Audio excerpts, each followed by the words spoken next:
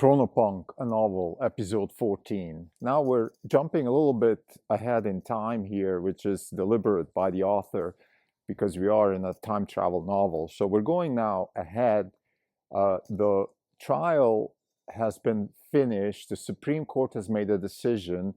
We haven't officially said what happened, but it's clear that it looks like the Supreme Court has sided with the Fed. Because in the previous episode, Mody decided to not go back in time, or basically not go back to his time. So something went wrong. And now he's sitting at the Chicago Board of Trade and he's revealing Plan B. This is a crucial episode here because now we're revealing Plan B, and that is Bitcoin. And that's the whole punchline of the novel, that this whole process is the story of Bitcoin. Of course, this is fictional. We have no evidence whatsoever that this actually happened. But for anybody who is familiar with the Bitcoin protocol and the Bitcoin currency, there is still an open question of who is Satoshi Nakamoto and who actually launched Bitcoin and how this whole thing was possible. And this is one option that we offer here in Chronopunk. It's somebody who came back from the future to change the world and launched Bitcoin. So that's the punchline. That's Plan B. I've been teasing about this for a while, and now it's being revealed. And we're going to continue now on this trajectory. So Mody basically gave up on the Supreme Court. I think I can anticipate that. We're going to elaborate a little bit more on the Supreme Court in the next episode. There's going to be some more talk about the arguments that can be made also for the Fed. We don't want to be just political here or just bash the Fed. We want to also give the other side. So and then wrap that part up. But we're here now a little bit after that decision has been made. Mody has decided to stay. Plan B is to launch Bitcoin. That's why he stayed. That's why he gave up on Lisa. That's why he's going to stay in the early 2000s and not go back to his time, because he is actually tasked with launching the Bitcoin protocol. Now, it's not clear yet whether that was planned or not planned. It will become very clear very quickly in chapter 42. Lisa actually was part of the plan. So she knew about this. She knew that there's a chance that her husband and father of her child actually might not come back. So she did sacrifice her own life and her own family for this project. And that's why she said in the previous episode to her son, Sai, your father really did a lot to make sure that your future is safeguarded.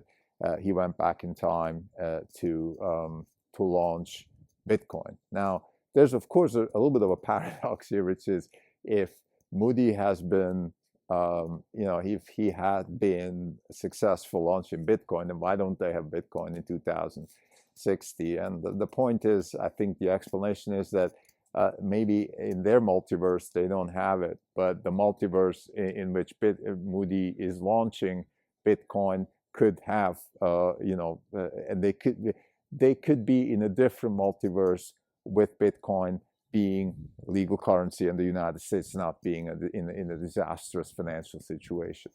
But again, we don't want to actually talk too much about the actual scientific plausibility of time travel and the multiverse. We just want to again leave this as a science fiction novel and hopefully open readers' eyes into what's at stake here.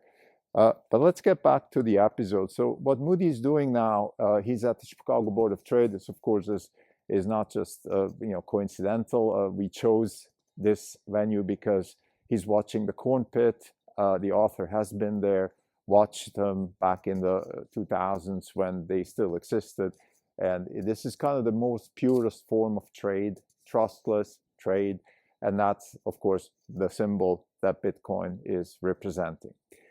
There's a bit of a history about the CryptoPunks and the Byzantine generals problem and how all of these things sort of started at Berkeley in the 1970s, and then grew, how the Byzantine generals problem is a fundamental problem in computer science, and how Satoshi Nakamoto and the Bitcoin protocol aim to solve that problem. There's also some scientific conversation about how this could be solved with quantum computing, entanglement being not just the network layer, but also the carrier of information at the same time. So you could have a instantaneous networking, trustless networking, where the physics actually takes care of the trust. Those are things that are possible, but not feasible, certainly not feasible in the early 2000s. Even now, they're not feasible. Even now, we're still struggling with some of these concepts. But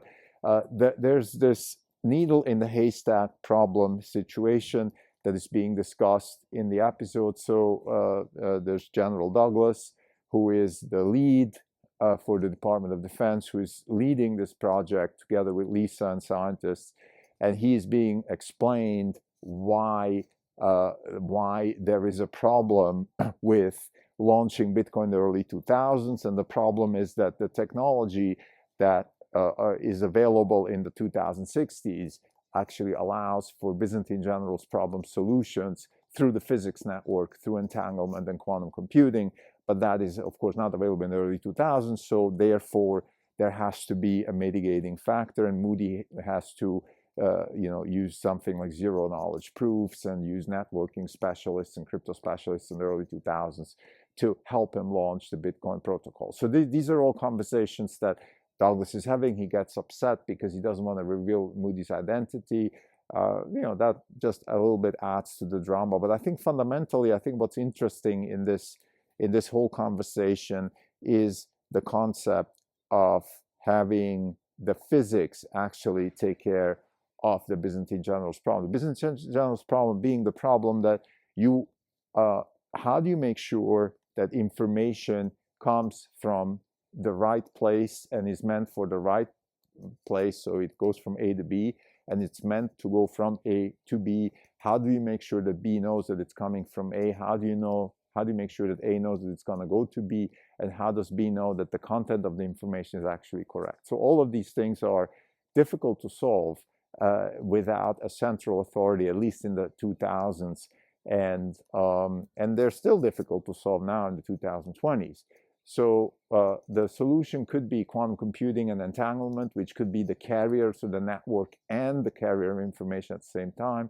The point of entanglement is that if you change one thing, you change the whole network. So therefore, the state can always be updated at the same time when it changes, and it's in the physics, so you don't have to have an authority actually sanctioning this. So the specialists are explaining to General Douglas, that that is not possible in the early 2000s. Therefore, Mody has to adapt the technology, and that's really what this episode is. So this episode reveals first Plan B. I think that's key. So we are launching Bitcoin. That's the idea. So Mody is sent back from the future to prevent quantitative easing. He actually fails to do that because the Supreme Court doesn't uphold the lawsuit. However, he has Plan B, and Plan B is to launch Bitcoin, which takes care of the money problem and of all the waste and corruption, because with hard money, people will be accountable and therefore not waste resources like they would if they continue with the fiat money system. Thank you.